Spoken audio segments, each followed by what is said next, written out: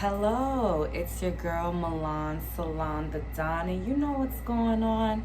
I'm here to talk to you guys about the power of vulnerability. So, the power of vulnerability is something that I discovered from a former therapist that I had 8 years ago. I was going to therapy in order for me to reconnect my intimate relationships. During that time, she suggested an audiobook by Brene Brown called The Power of Vulnerability. So I would like to share with you guys some of the notes that I've taken. However, I do believe that this audiobook could be very helpful for somebody who struggles with rebuilding close personal relationships the way I was struggling, okay? The power of vulnerability. Why do we struggle? So we're gonna start with the culture, okay? How would you describe the culture that we're in today? Unpack the culture we're currently living in. It is the most biggest trigger of shame. We basically live in a culture today where somehow this idea of vulnerability is if we're not doing extraordinary public things, then we're not enough. We're not good enough. An ordinary life is synonymous to living a meaningless life, which is not true. People are afraid of being vulnerable because they may feel like they're not enough, they're not doing enough, they're not interesting enough, and that is not the case at all, okay? We are all enough, even if we are just giving our bare minimum or just enough. There's an idea that it doesn't matter why people know everything you're doing as long as they know, which we can relate to social media. So it's like if I'm not posting and showing the world, then nothing must be happening. But that's far from the truth. There is a shame-based fear of being ordinary. It goes back to the idea that we are living in a culture where we believe that there's just not enough. Hyper-awareness of lack, okay? So everybody is heightened to wanting to feel like they're doing something. But sometimes doing nothing is everything. Now, how did we end up here? How did we end up in this culture of scarcity? Scarcity has shifted over a period of time. People are more fearful. It can be amazing if we acknowledge what we've been through. For me, I always try to use myself, not to be vain, but to be understanding and to be supportive to someone, to say, hey, I know that you may be going through something, but look what I've been through and I'm okay. So when I share my vulnerable struggle stories, it's not to make light of it, but it's almost to show the light, to say, if I could go through this and be here happy smiling, then you should be fine. Because I also suffered from depression, PTSD, anxiety, all these things, and it definitely affected my ability to be close to people. But what I learned, being vulnerable, has burst this door open for me to just meet all these new people who are like, hey, I'm struggling too, so you don't have to feel alone in it.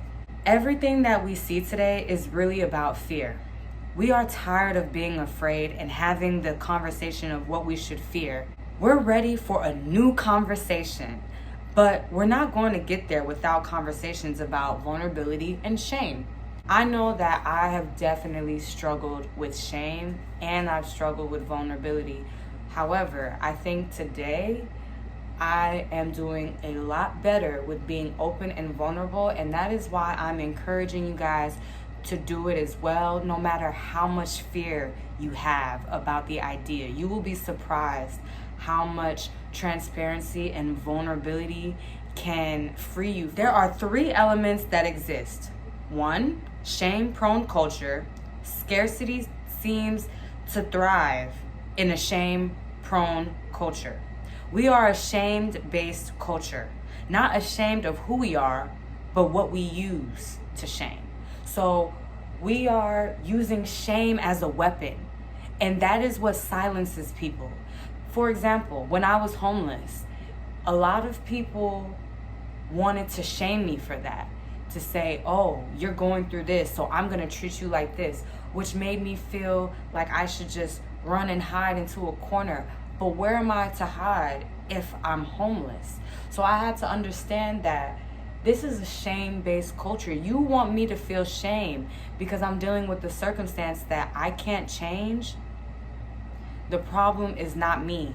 The problem is the society that taught you that it is okay to look down on me and to shame me for things that I cannot control. And what I had to learn in that situation is vulnerability was my friend. And every time I opened my mouth to say, hey, this is what I'm going through, please do not judge me, I was answered with non-judgment, and someone eventually came to my rescue. A culture deeply seated in comparison. Comparison is the thief of happiness. So people would use their shame to compare themselves to me, which I don't know why you would want to compare yourself to me. But if I can say, oh, she's here and I'm here, that makes you feel better. But who are you to say that you're so much here because of where I am? Because really, you can't compare to me. We don't live the same life. You cannot walk in my shoes. So there is no comparison. So there's no space for shame, and there's no room for comparisons. Because that is the ultimate thief of joy, to compare me or anybody in a circumstance to you, to make yourself feel better. You're gonna compare someone who's homeless or someone who is without or someone who is an orphan to someone who has it all. And you compare yourself to them to shame them, to say, I'm better and you're worse. When in reality, what we should be doing is accepting and embracing one another. And then the last element, a culture fractured by disengagement. It's not the critics who count. It's those of us who are willing to show up and be seen. Letting yourself be seen. Disengagement is the number one problem. So with your vulnerability, as long as you're engaging, it doesn't matter what you're going through.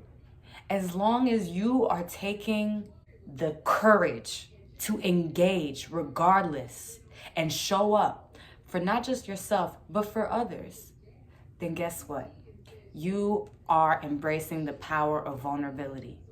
And those that want you to disengage because of what you're going through, well, let's just say that they are going to have a tough problem in today's world, because we are embracing those who are choosing to be vulnerable despite this shame-based culture we live in.